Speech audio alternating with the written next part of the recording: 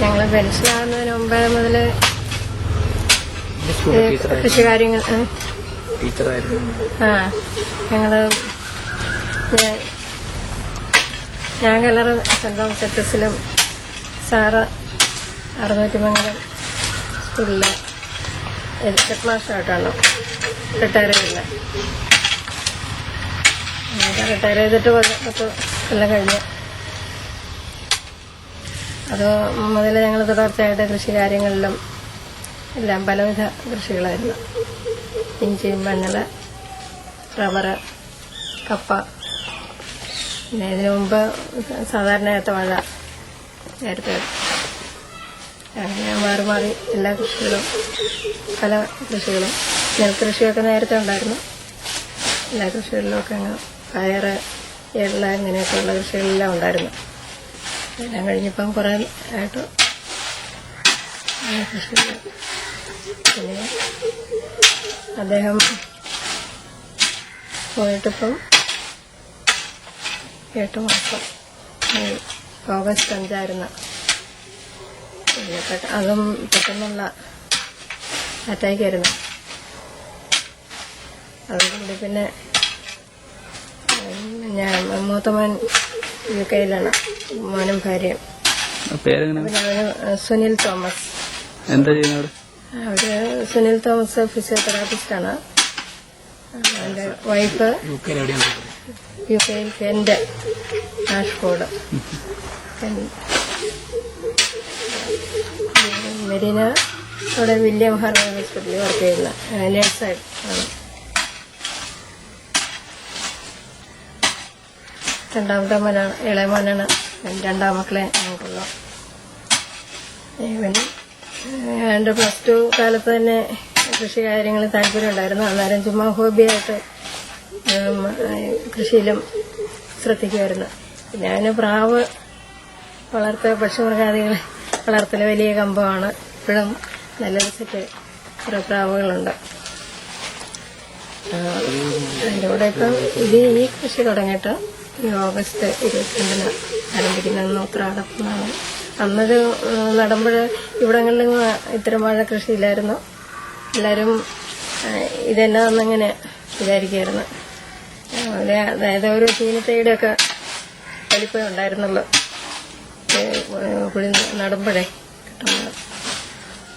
കേട്ടോ. പിന്നെ ഈ വാഴയ്ക്കകത്തുനിന്ന് മാറാൻ സമയമില്ലാതെ സദാസമയവും ഇതിനകത്ത് പണികളെല്ലാം ഓരോ വാഴയും ശ്രദ്ധിച്ച് അതിനകത്തെങ്കിലും കേടുണ്ടോ വെട്ടുണ്ടോ എന്ന് നോക്കി, അതുപോലെ വളയിടേണ്ടതും വിഷമടിക്കേണ്ടതും മരുന്ന് കളനാശിനിയൊക്കെ അടിക്കേണ്ടതോ അങ്ങനെയൊക്കെയുള്ള കീടനാശിനിയൊക്കെ അടിക്കേണ്ടതൊക്കെ നോക്കി ശ്രദ്ധിച്ച് എല്ലാ കാര്യങ്ങളും ചെയ്തിരുന്നു. അതുപോലെ നനയ്ക്കുന്നത്.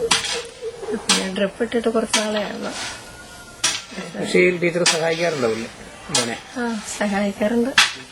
എല്ലാ കാര്യങ്ങളിലും ഞങ്ങളെ സഹായിക്കും. പിന്നെ ഇപ്പം ഞാൻ മാത്രം അതുകൊണ്ട് തൽക്കാലത്തേക്ക് ഇപ്പം പോകാതെ നിന്നതാ. സാറോ ഡാഡി വെച്ചിരുന്നതിൽ അന്നേരം പിന്നെ വേറെ എന്തെങ്കിലും ചുമ്മാ നിൽക്കാൻ അവന് ബുദ്ധിമുട്ടുകൊണ്ട് പെട്ടെന്നാണ് അവൻ്റെ ഫ്രണ്ട്സും ഒക്കെ പറഞ്ഞു ഈ വാഴയുടെ ടിഷ്യൂ കൾച്ചർ വാഴയുടെ കാര്യമൊക്കെ അവനെ അന്വേഷിച്ച് അങ്ങനെ ഞങ്ങൾ വാഴക്കൃഷി തുടങ്ങിയതാണ്. വേണ്ട ഒരു 10-22 ദിവസം കൂടുമ്പോഴൊക്കെ അതിന് വിവിധ ഇനം വളം ഇടാറുണ്ട്.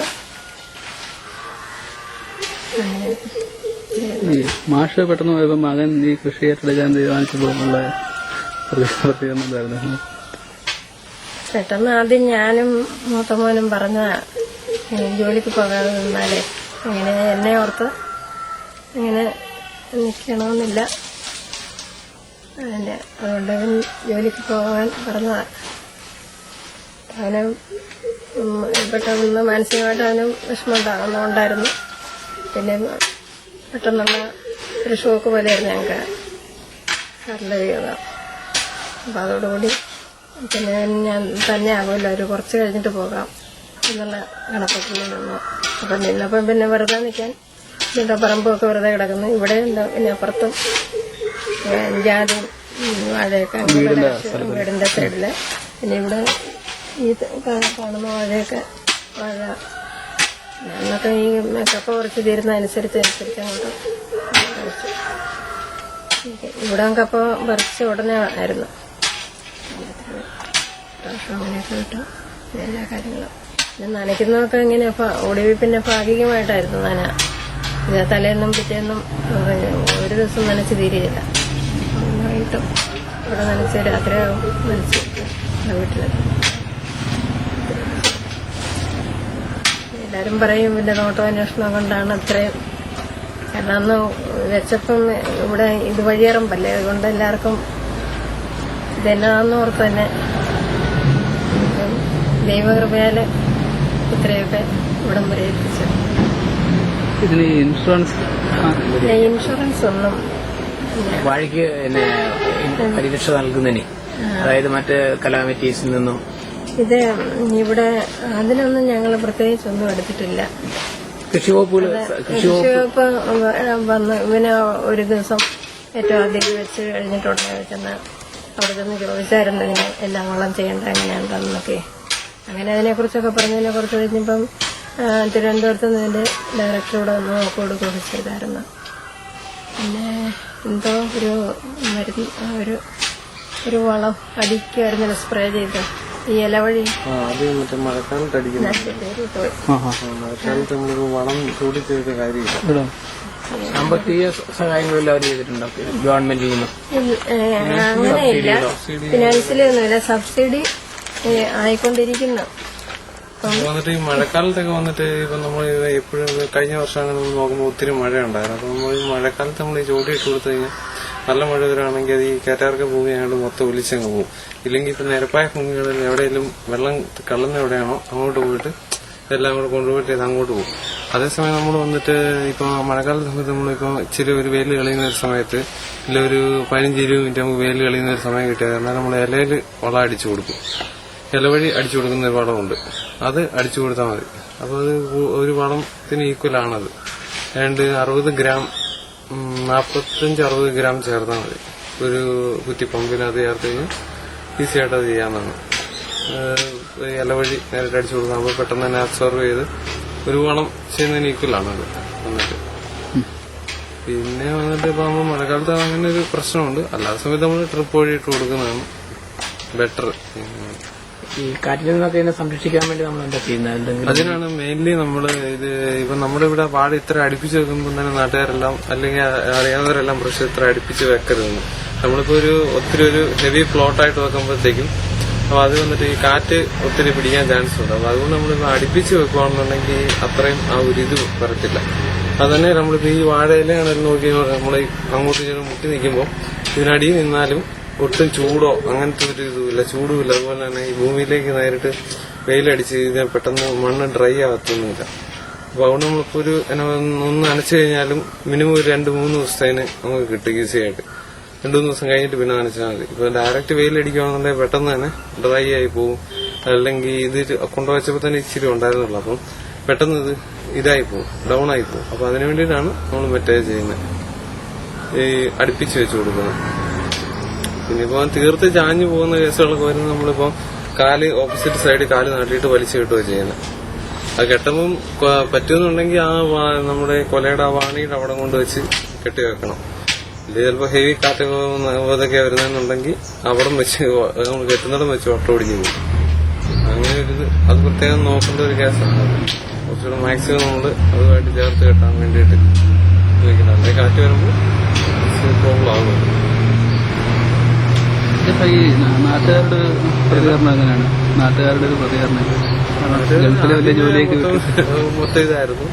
മീൻസ് ചെറിയ വാഴയാണ് വെച്ചിരിക്കുന്നത്, വാഴയല്ല മഞ്ഞളാന്നൊക്കെ പറഞ്ഞ് ജസ്റ്റ് ഒരു കോമഡി ആയിട്ട് എല്ലാവരും പറയുമായിരുന്നു. പക്ഷെ അത് കഴിഞ്ഞ് നമുക്കൊരു വിതിൻ 2 monthsനകം തന്നെ ഇത് പെട്ടെന്ന് ഡെവലപ്പ് ആകുന്ന ഒരു ഇതാണ്. ഡെവലപ്മെന്റ്സ് മറ്റേ നമ്മൾ വെക്കുന്ന സാധാരണ വിത്തിന്റെ ഒരു 3 ഇരട്ടി ഫാസ്റ്റാണ് ഇതിന്റെ. ഇപ്പൊ സാധാരണ നമ്മൾ ഞാലിപ്പൂനാണെങ്കിലും കൊലക്കണമെന്നുണ്ടെങ്കിൽ മിനിമം 10 മാസം എടുക്കും അല്ലെ. നോർമലായിട്ട് നമ്മളിപ്പോ ഒരു നാട്ടിൽ വീട്ടിൽ ഞാലിപ്പൂന്ന് വെച്ചാലും നമ്മൾ എന്തുമാത്രം വളരുന്ന പറഞ്ഞാൽ അത് ഓട്ടോമാറ്റിക് ഒരു 10 മാസം 9 മാസം 10 മാസം എടുക്കും. അത് അസമയം നമ്മൾ ഇതാകുമ്പോഴത്തേക്കും പെട്ടെന്ന് തന്നെ ഇതാവും. പക്ഷെ ആയി കഴിയുമ്പോൾ ആൾക്കാരെല്ലാം പറഞ്ഞു ഓക്കെ ആയിട്ടുണ്ട്. നമുക്കിപ്പോ അറിയത്തില്ല, നമ്മുടെ ഏജ് ഒത്തിരി മൂത്തവരുള്ള അവര് പറഞ്ഞ് അപ്പൊ ഇല ഇങ്ങനെ കുറുകുന്ന കണ്ടപ്പോ തന്നെ ഒരു പറഞ്ഞു ഓക്കെ ശരി ഇതാകുന്നുണ്ട്, കൊലയ്ക്കാൻ തുടങ്ങിയിട്ടുണ്ടെന്ന് തോന്നുന്നു. ഒരു 2 months പിന്നെ എല്ലാവർക്കും ഓക്കെ കുഴപ്പമില്ലാതായി, അങ്ങനെ പ്രശ്നമില്ലായി. പിന്നെ വലിയ താല്പര്യം. ഇപ്പൊ തന്നെ വിത്തിനാണേലും ഒത്തിരി പേര് ചോദിച്ചിട്ടൊക്കെ ഉണ്ട് വിത്തിന്റെ. ഇതിപ്പോ വിത്ത് ഏത് വിത്തിനാ ഉപയോഗിക്കുന്നത്? ഏത് പ്രത്യേകത എന്തെങ്കിലും വിത്തിനാണോ? വിത്ത് എന്ന് പറഞ്ഞാൽ നമ്മളിപ്പം ഇതിനകത്ത് ഇപ്പൊ ഞാൻ മുമ്പേ പറഞ്ഞ ഇപ്പൊ 4 വിത്ത് ഇപ്പൊ ഉണ്ടെങ്കിൽ അതിൽ ഏറ്റവും കരുത്തുള്ള പറഞ്ഞ അവിടെ തന്നെ നിർത്തും. ബാക്കി നമ്മള് 3-4 നമ്മള് പൊഴിച്ചെടുക്കും. സെയിം ക്വാളിറ്റി കിട്ടുമോ വിത്തിന്? വിത്തിന് ഇതിലും ക്വാളിറ്റി ആയിരിക്കും, ഇതിലും ക്വാളിറ്റി ആയിരിക്കും. നമ്മളിപ്പോ നോർമലി നമുക്കിപ്പോ ഒരു 12 അല്ലെങ്കിൽ 20 കിലോ കിട്ടുന്ന പോലെയാണ് ഫസ്റ്റ് ഇതിൽ കൊണ്ടുവെക്കുമ്പോഴെങ്കിൽ. പക്ഷെ അതിന്റെ തടയിന്ന് കയറി വരുന്ന വിത്തിന് ഒരു പ്രത്യേക എനർജി കാണും. ആവുമ്പത്തേക്ക് അത് ഓൾമോസ്റ്റ് നമ്മളിപ്പോ ഇതിപ്പോ ഓൾമോസ്റ്റ് 6 months എടുക്കും. 6 monthsലാണ് കൊലയ്ക്കാൻ തുടങ്ങുന്നത്. ഫസ്റ്റിലെ കൂടം വരുന്നു, അങ്ങനെ 6 months സ്റ്റാർട്ട് ചെയ്യാൻ തുടങ്ങും. പക്ഷെ അതേസമയം നമ്മൾ ഫസ്റ്റ് തുടങ്ങി ഇനിഷ്യൽ സ്റ്റേജ് കിട്ടും 6 months എടുക്കും. പക്ഷെ നമ്മൾ അതേസമയം കുഞ്ഞെന്ന് പറയുമ്പോൾ ഓൾമോസ്റ്റ് ഒരു 3 months കൂടെ അതിന്റെ ഇതായിട്ടുണ്ട്. നമ്മളൊരു 3 മാസം നമുക്ക് കുറവാണ് കിട്ടുന്നത്. നമ്മളിപ്പോ ഒരു ഇനിയിപ്പോ ഇതിന്റെ കൊല വെട്ടണമെന്നുണ്ടെങ്കിൽ ഒരു 2-2.5 മാസം കൂടെ എടുക്കും മിനിമം.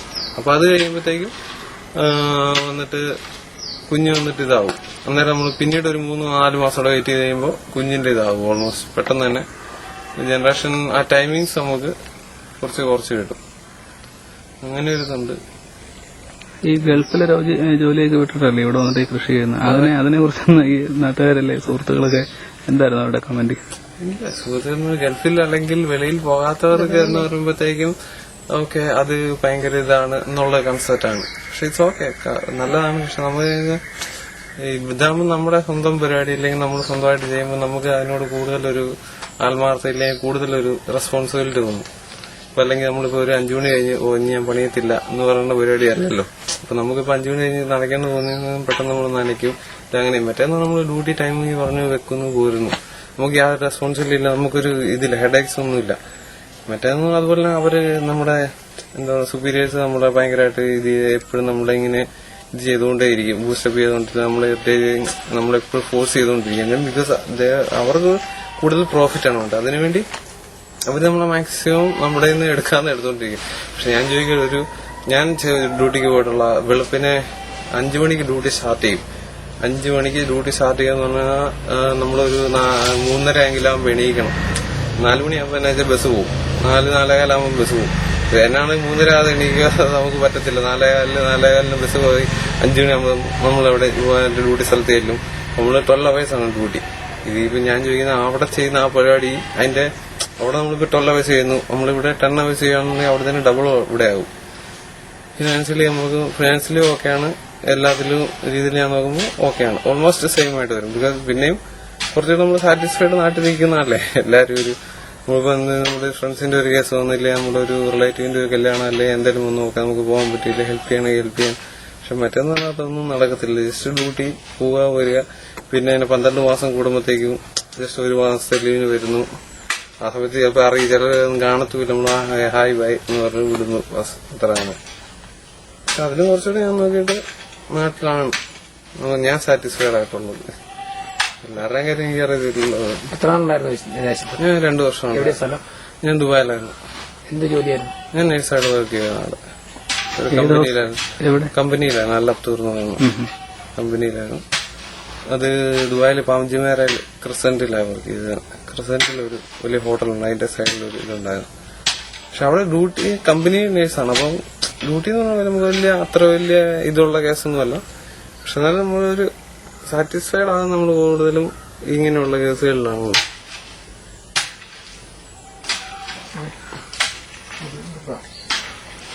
ഇറിഗേഷൻ